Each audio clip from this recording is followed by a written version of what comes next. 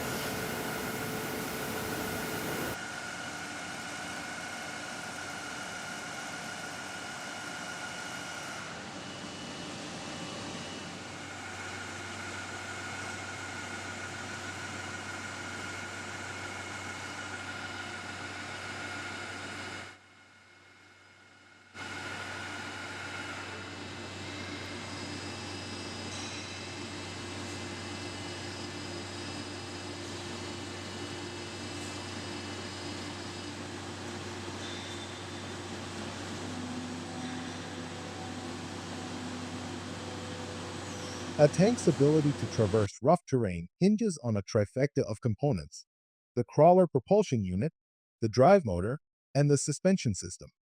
This tracked system became a defining characteristic of the tank, granting it superior mobility across challenging landscapes. Though some wheeled vehicles were experimented with in the 1930s and 40s, and the term wheeled tank is occasionally tossed around by journalists, true tanks have overwhelmingly relied on the dependable grip of tracks.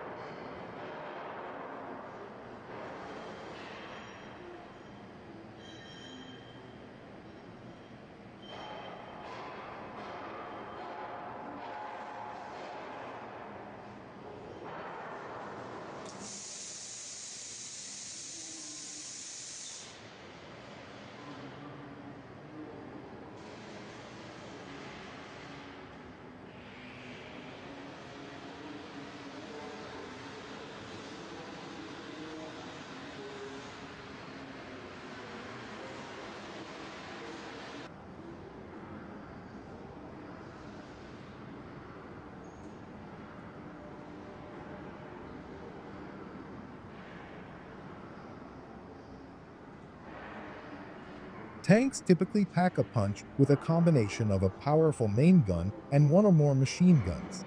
Though earlier tanks, particularly in the first half of the 1900s, sometimes relied solely on machine guns or, less frequently, just a main gun.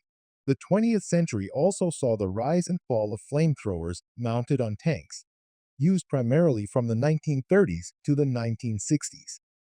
More recently, the second half of the century introduced tanks armed with rockets, particularly anti-tank guided missiles, ATGMs. Machine guns remain a constant, either as a backup weapon or, in some pre-World War II models, even the main armament. There are even rare cases of tanks with only a cannon as their weapon.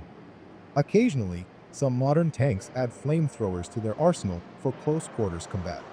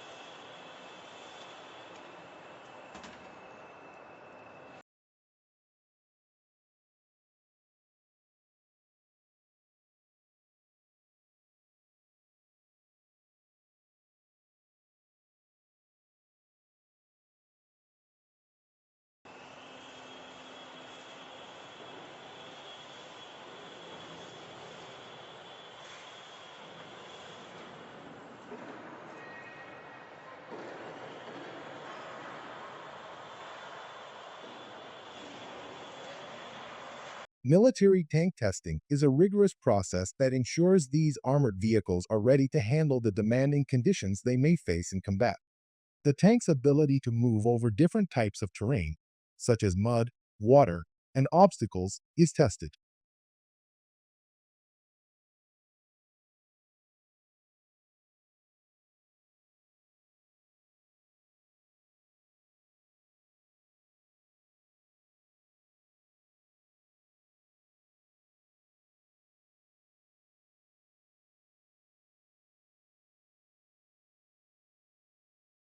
This testing also includes the tank's speed, acceleration, and maneuverability. The tank's weapon system is tested to ensure accuracy, reliability, and lethality. This testing may take place on a firing range or in a simulated environment. The tank's ability to withstand enemy fire and other threats is tested. This testing may involve firing live ammunition at the tank or subjecting it to explosions.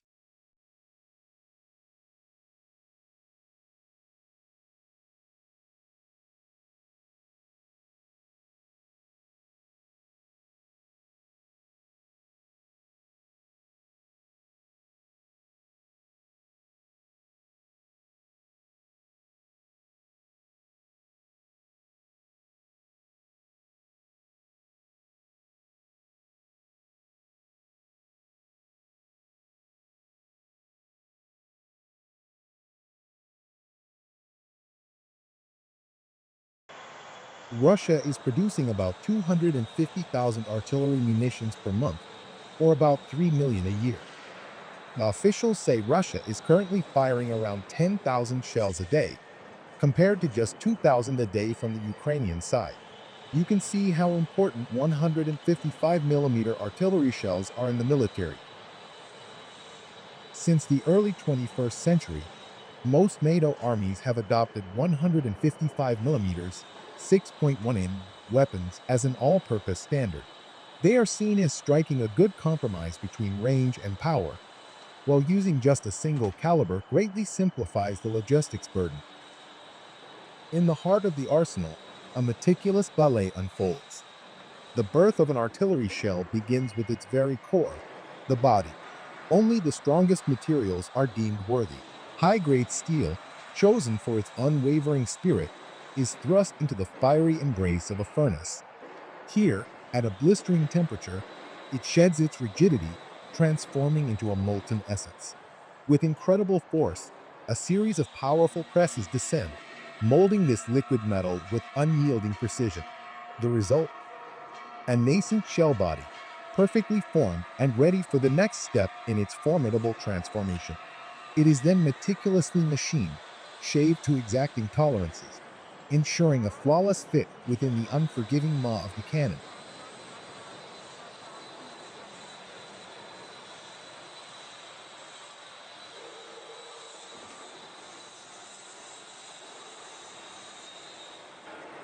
The process continues with meticulous care. Measured quantities of propellant, a smokeless powder often based on nitrocellulose, are precisely loaded into the shell casing. Next comes the high explosive filling. This could be TNT, a classic explosive material, or a more modern alternative like PBX. The fuse, the critical component that triggers the detonation, is then attached to the shell body. Different fuses offer a variety of detonation behaviors, from airburst for maximum area effect to time delays for controlled explosions. Finally, the shell is sealed shut, rigorously inspected for any imperfections, and given a coat of paint to shield it from the elements.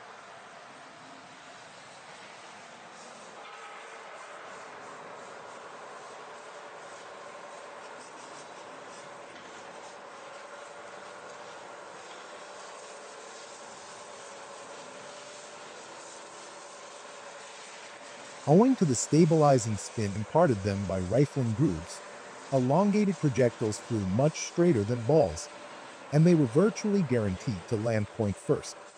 Utilizing this principle, elongated powder-filled shells were fitted at the head with impact fuses, which ignited the powder charge on striking the target. This in turn led to the adoption of powder-filled shells as anti-personnel projectiles. In naval gunnery, elongated armor-piercing projectiles initially were made of solid cast iron, with the heads chilled during the casting process to make them harder. Eventually, shells were made with a small charge of powder, which exploded by friction at the sudden deceleration of the shell upon impact. This was not an entirely satisfactory arrangement, since the shells generally exploded during their passage through the armor, and not after they had penetrated to the vulnerable workings of the ship. But it was even less satisfactory to fit the shells with impact fuses, which were simply crushed upon impact.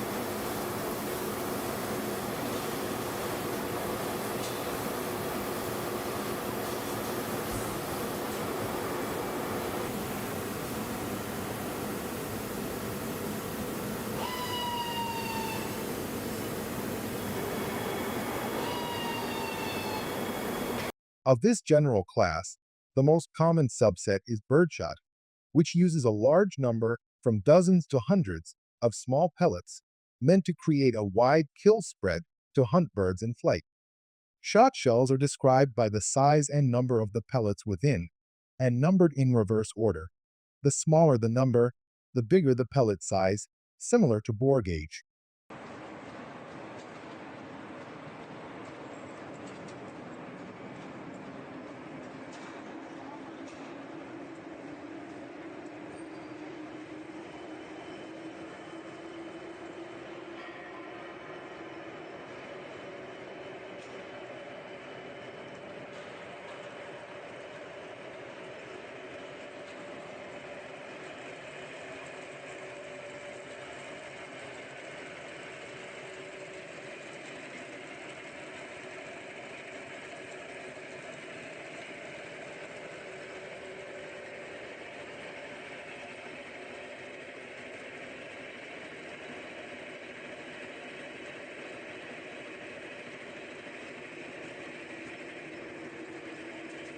Small, round pellets traditionally made of lead, though alternative materials like steel or tungsten are used for various reasons.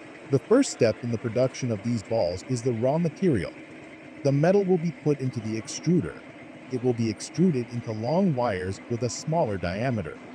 These metal wires will then be brought to a stamping machine, where the machine will press them into round balls suitable for the bullet.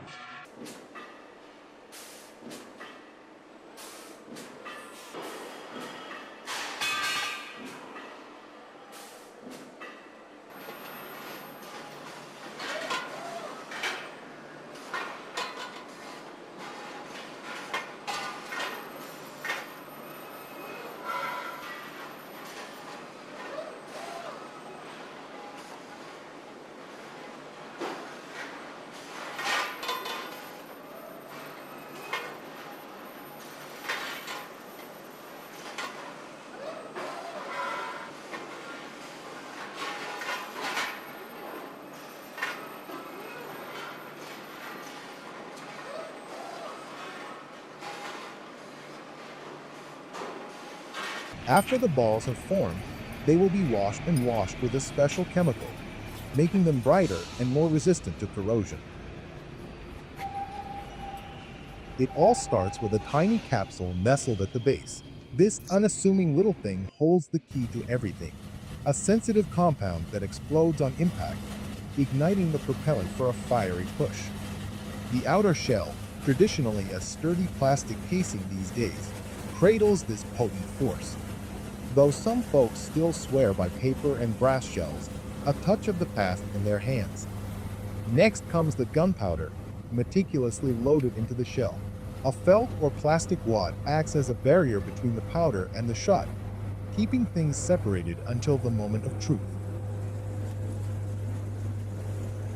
Machines, marbles of precision, handle the measuring and loading of each element, propellant, wad, and shot, all nestled snugly within the hull. Finally, the shells endure a battery of checks: weight, pressure, accuracy, every aspect scrutinized for the sake of safety and performance. Only then, when everything meets the exacting standards, can the hunt truly begin.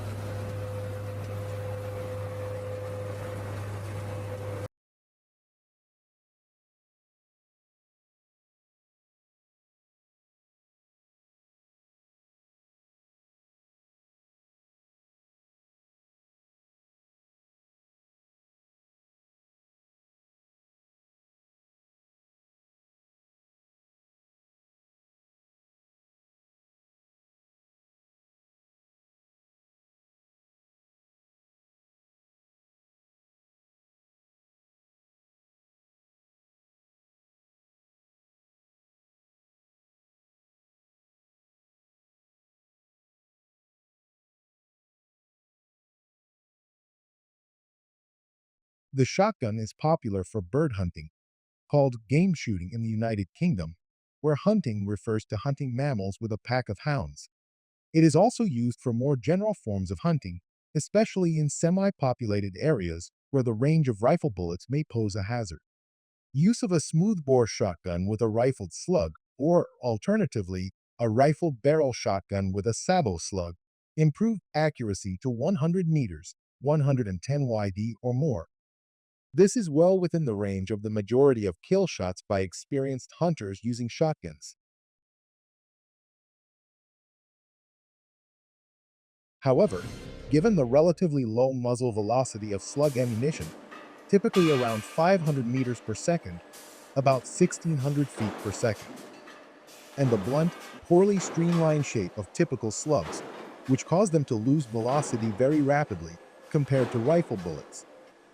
A hunter must pay close attention to the ballistics of the particular ammunition used to ensure an effective and humane kill shot.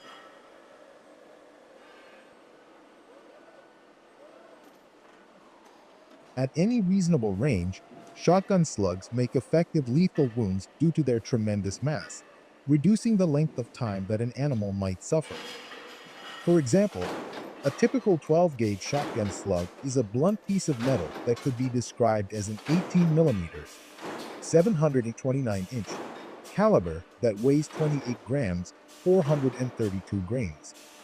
For comparison, a common deer hunting rifle round is a 7.62 millimeters, 308-inch slug weighing 9.7 grams, 150 grains. But the dynamics of the rifle cartridge allow for a different type of wound and a much further reach.